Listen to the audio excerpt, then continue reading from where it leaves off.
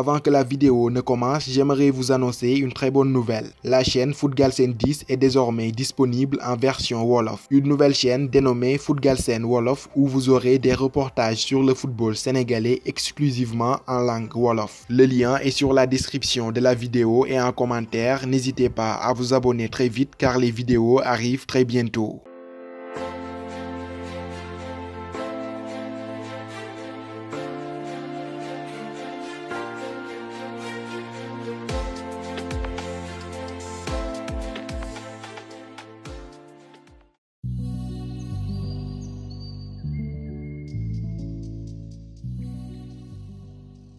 Salut à toutes et à tous, ravi de vous retrouver dans ce nouveau numéro de la revue Info Lions, l'émission qui passe au peigne fin toute l'actualité des Lions du Sénégal.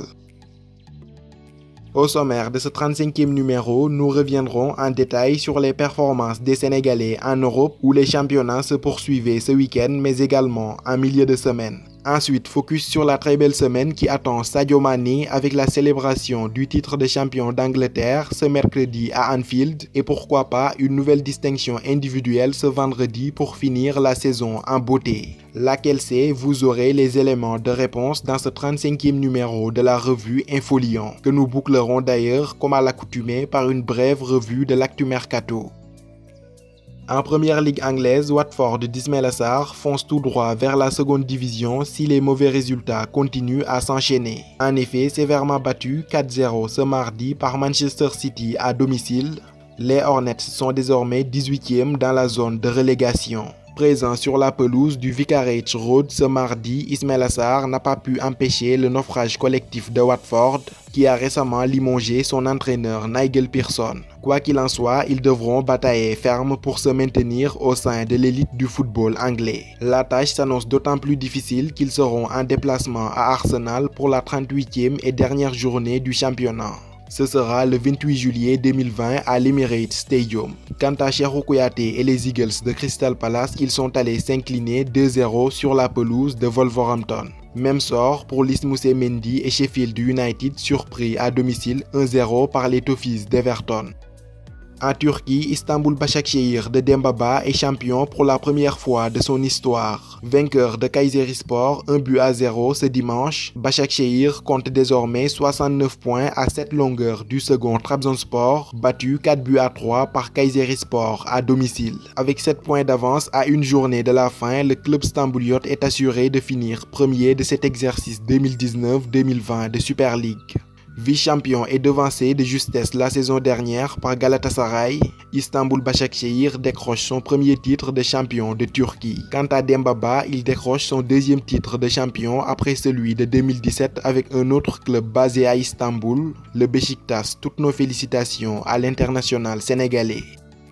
Sacré champion de Grèce depuis le 29 juin 2020, l'Olympiakos de Pape Abou Cissé et d'Ousseynou Ba a fêté son titre cette semaine. Le club de la capitale venait ainsi de décrocher son 45e titre de champion de Grèce. Pape Abou Cissé et Ousseynou Ba remportent ainsi leur premier trophée sous la tunique rouge et blanc de l'Olympiakos. Au Portugal, vainqueur du Sporting de Lisbonne le 16 juillet dernier, le FC Porto de Mamadou Loum et de Mohamed Mbaye est champion du Portugal pour la 29e fois de son histoire. Le club des deux Sénégalais a fêté de la plus belle des manières ce sacre en s'imposant largement 6-1 à domicile face à Moreirense. D'ailleurs, le gardien sénégalais Mohamed Mbaye a fait sa première apparition cette saison. Lui qui est rentré à la 76e minute en même temps que son compatriote Mamadou Loum.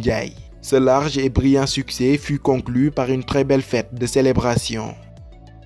Champion d'Angleterre avec les Reds de Liverpool, Sadio Mané s'apprête quant à lui à vivre une semaine pleine d'émotions. L'international sénégalais et sa bande fêteront en effet le titre ce mercredi juste après le choc qui les opposera à Chelsea à Anfield. 2 jours plus tard, plus précisément le vendredi 24 juillet 2020, Sadio Mané pourrait s'adjuger un nouveau trophée individuel cette fois, celui du joueur de l'année en Première Ligue.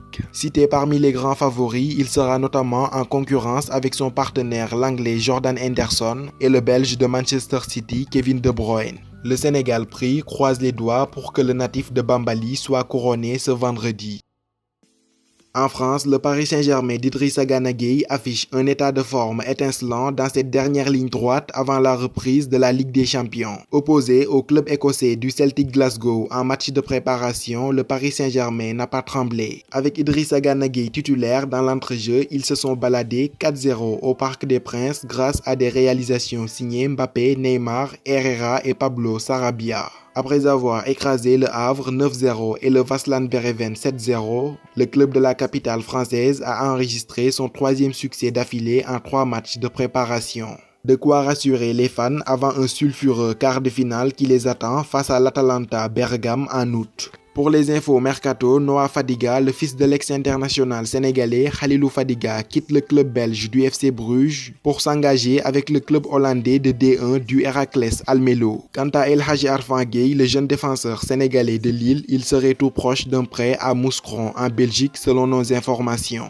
Même si son arrivée n'a pas encore été officialisée, ce transfert a de fortes chances d'être bouclé. Ce prêt lui permettra de cumuler les matchs et d'engranger de la confiance. Enfin, en Angleterre, Mame Biram Diouf quitte officiellement les Potters de Stoke City. En fin de contrat avec le club de seconde division, il n'a pas été prolongé. Désormais libre de tout contrat, il pourra s'engager avec le club de son choix. Des pistes en Turquie sont notamment évoquées. C'est ainsi que prend fin cette revue dédiée à l'actualité des Lions du Sénégal. Rendez-vous à très bientôt pour de nouveaux numéros. D'ici là, portez-vous bien et n'oubliez pas de vous abonner à Footgalsen 10 pour ne rien rater de l'actualité du football sénégalais. À bientôt.